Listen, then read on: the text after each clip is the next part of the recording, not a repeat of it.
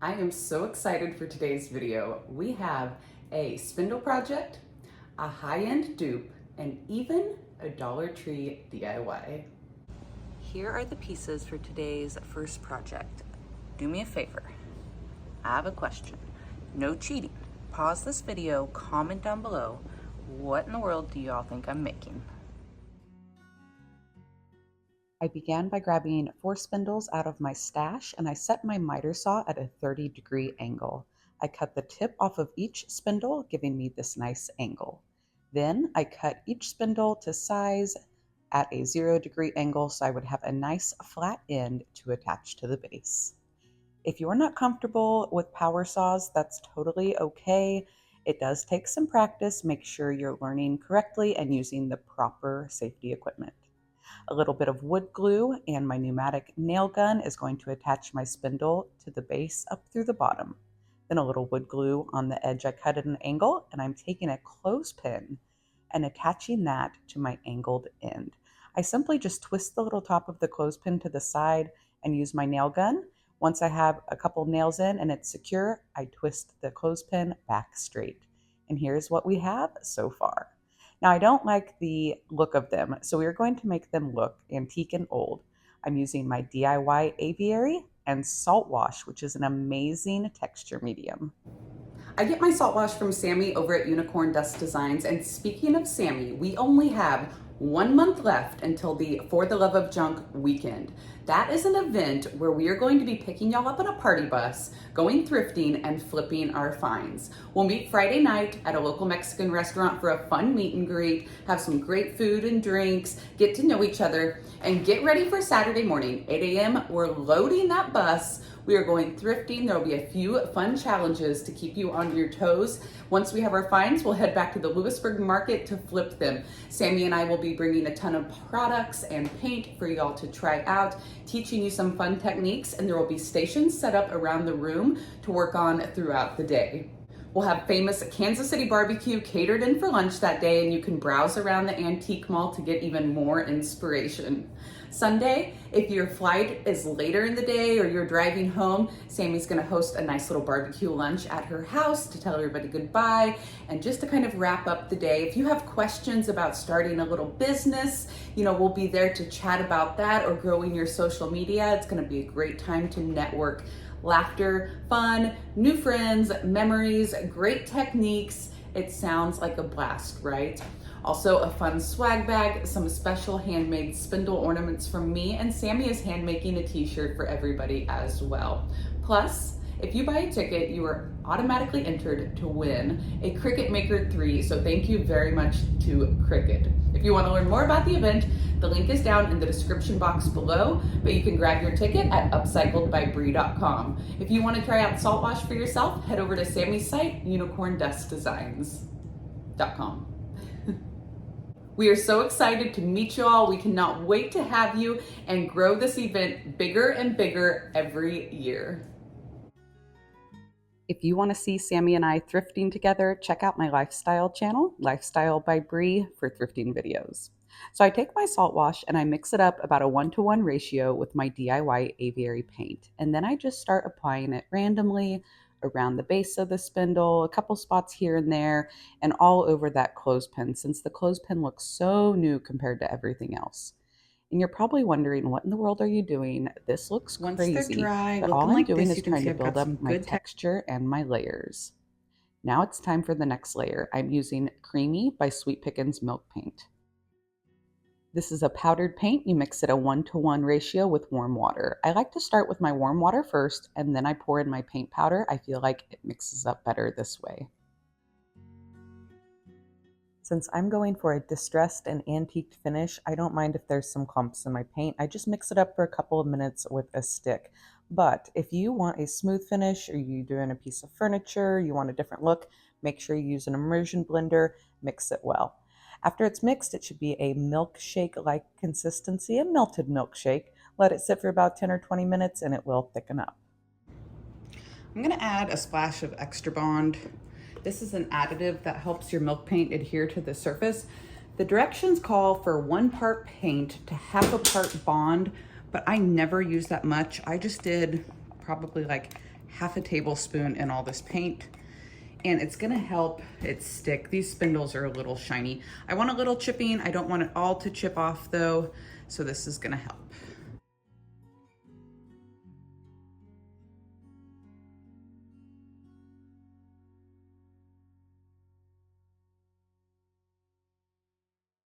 I just did one nice thick coat, not worried about perfect coverage, and once they're dry, I'm going to take some 120 grit sandpaper and start knocking off some of those bigger chunks, then go in with some 220 grit sandpaper to distress.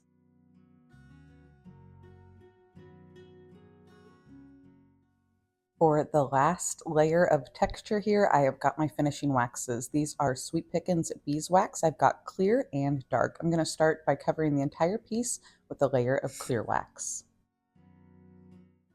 This wax smells so good. It's great for finishing your milk painted projects, and you can also use it on raw wood to freshen it up.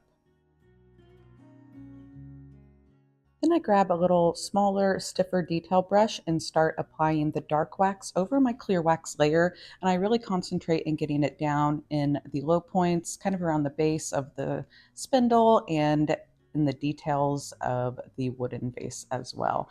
I put it on any spots on that clothespin that got missed with the paint, just to antique any of the wood. You can see the difference here after we add that wax, do a little distressing. It just looks like this little recipe holder has been in the kitchen for years. Doesn't look like we just put it together a couple of hours ago. I think this project would be so cute displaying a family recipe around Thanksgiving and Christmas time, or even Easter, but of course it would be great all year round to display things here like a postcard or a photograph. You could even use it in your booth or shop to display business cards.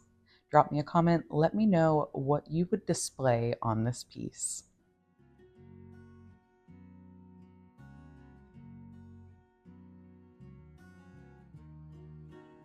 For the paint, products, or any of my projects, visit upcycledbybrie.com. You can check the description box below as well for the link. Project 2 is another highly requested dupe. That was a fun game. Let's play it again. I've got these 2 boards and this old hardware. Pause the video, don't cheat. Drop me a comment. What am I making now? I'm gonna make myself a stencil and just use my jigsaw. It's gonna be faster, more efficient for me, and I'm comfortable with my jigsaw, but you could use whatever saw you feel like. I have cut a piece of cardboard that's gonna be the width and the length that I want my coffin boards, and now I will make my stencil. Okay, coffin shape. Get skinnier at the top. I'll cut across that line, and then just like with my decor boards, I'm gonna take this little piece that fell off and flip it and mirror it on this side, trace that, and then I'll have the same shape on both sides.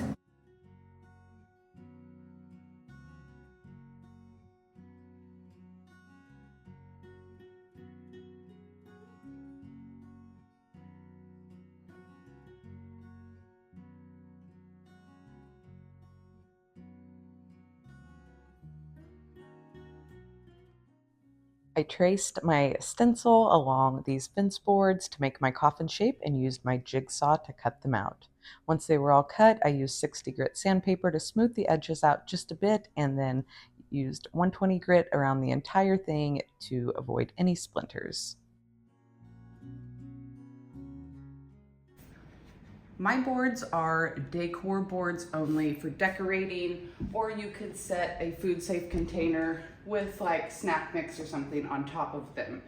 You could definitely use a food safe wood and say milk paint and hemp oil and make a food safe board. Mine are decor only, so I'm using DIY paint. This is black velvet. I have it out right now. I am painting my dining room chairs as well. So I'm multitasking. I wanted to use up some of the wood in my stash because I have a lot for my new smaller garage space. So I decided on decor boards, and I'll make sure I put that in my listing. Not food safe, decor only.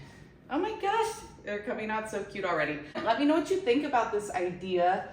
Such a fun and adorable dupe. I'm glad I came across it.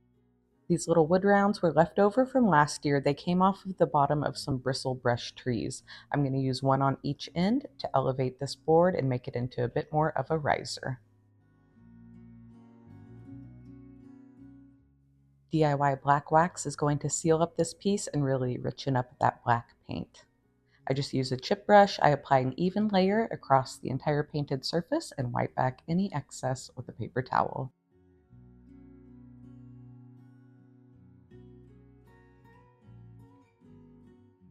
Using my white decrepit dust, I'm going to tap the spots on the handle where my screws need to go and then place that on the board where I'd like my handle. Once I remove it, I will easily be able to see where I need to drill my hole through.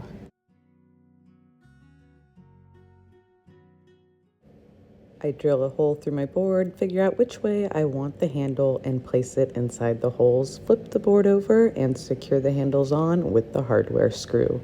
I also placed a wood round on these and sealed them up with the same black wax method.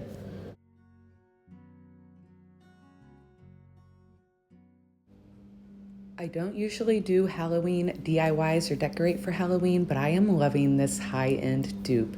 Let me know if you think I nailed it or failed it. I would totally decorate with this in my home. Also, do you prefer the more gothic style with the fancy handle or the cute little modern plain one that I have staged up with the ghosts?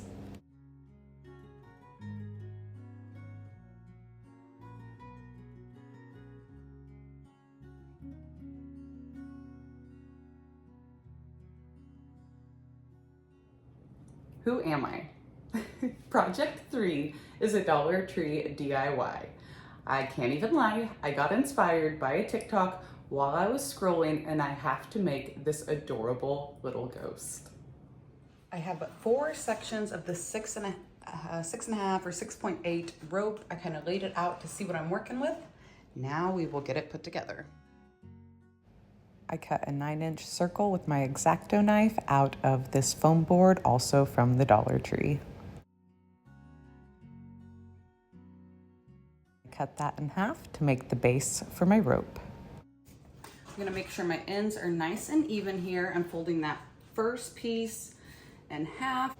You're going to begin gluing it on. I did end up also getting out some Eileen's tacky glue just for extra hold, but the hot glue continued to keep it held while the Eileen's tacky glue held. Make sure that you place your ropes very close together. You want them nice and snug. You don't want any of that foam board showing through.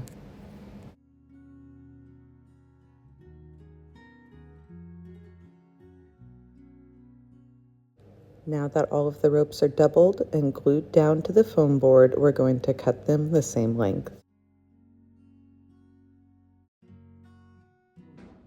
Now I'm going to take the ends of the rope and start to unravel them.